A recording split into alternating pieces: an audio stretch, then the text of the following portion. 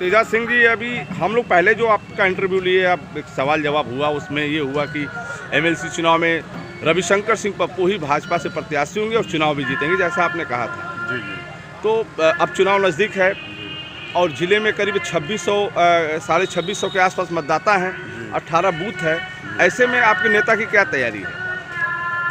सबसे पहले जनपद पूरे प्रदेशवासियों को छठ के शुभ अवसर पर सबको छठ का मुबारकबाद देता हूँ। दूसरा सवाल तैयारी का सवाल है, तो देखिए रविशंकर सिंह पप्पू भैया तैयारी नहीं करते हैं, उनके लोग स्वतः तैयारी करते हैं। वो तैयारी को अंतिम जामा पहनाते हैं, वो तैयारी नहीं करते हैं, उनके लोग तैयारी करके।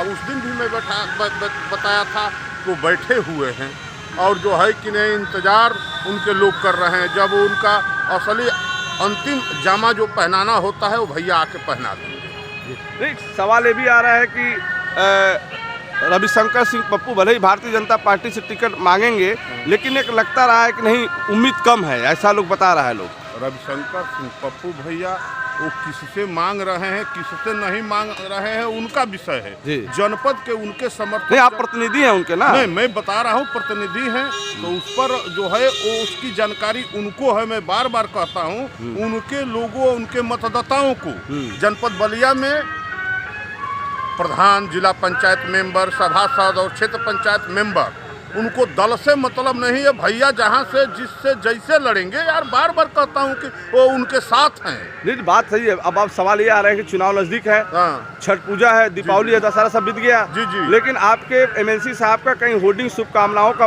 बैनर दिखा नहीं। जैसा मैं आपको रोशन जी बता दूं, पत्रकार जगत में बहुत दिन से हैं, अनुभवी भी हैं। इस जनपद में केवल वो जरा सा चाहे ना, उनके लोग मैंने होल्डिंग और पोस्टर का यार जनपद में जगह नहीं मिलेगा लगाने का। मैं बार बार कहता हूं कि उनका कल्पना करने वाले कल्पना करते रहें, वो कल्पना पूरा होने वाला नहीं है। तो क्या लग रहा है, चुनाव कब हो जाएगा? अरे लगभग देखिए, पेपरों में हम लोग पढ़े थे दिसंबर में जिस तरह से तैयारी सरकार स्थानीय निकाय के मतदाताओं को क्षेत्र पंचायतों पर वोटर लिस्ट तैयारी करा रही है। इससे तो लग रहा है कि हर हालत में दिसंबर तक हो जाएगा। एक चर्चा और है कि ये भी चर्चा है कि चुनाव रविशंकर सिंह पप्पू के अलावा उनके पुत्र भी लड़ सकते हैं, ऐसा भी है क्या कुछ? अब देखिए, पुत्र का सवाल है तो पुत्र के लिए अभी लंबी उम्र है। पुत्र के लिए जहाँ तक हमारी अपनी व्यक्तिगत राय है, पुत्र के लिए लंबी सफर है। और पुत्र जो है लड़ना चाहे लड़ सकते हैं, लेकिन अभी आप स्वस्थ रहिए, जनपदवासी स्वस्थ रहें कि रविशंकर सिंह पप्पू भैया ही चुनाव लड़ेंगे। मतलब आपका दावा है कि रविशंकर सिंह पप्पू ही एमएलसी के चुनाव लड़ेंगे? हाँ, मेरा दावा है चुनाव वही लड़ेंगे। पुत्र जैसे एक पिता के लिए पुत्र का जो नैतिक जिम्मेदारी होती है, जिम्मेदारी निर्वहन करते हैं।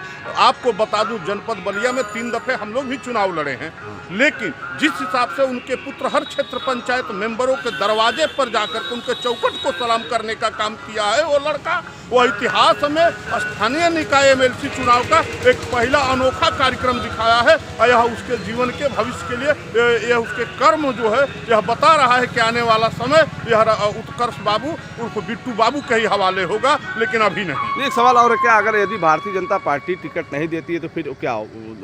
अब देखिए, टिकट कौन दे रहा है कौन नहीं दे रहा है, यह हमारे समर्थक और मतदाताओं का विषय नहीं है। यह माननीय भैया पप्पू भैया एमएलसी साहब का विषय है। और आप स्वस्थ रहिए कि टिकट भी मिलेगा, चुनाव भी लड़ेंगे। थैंक यू इसके लिए।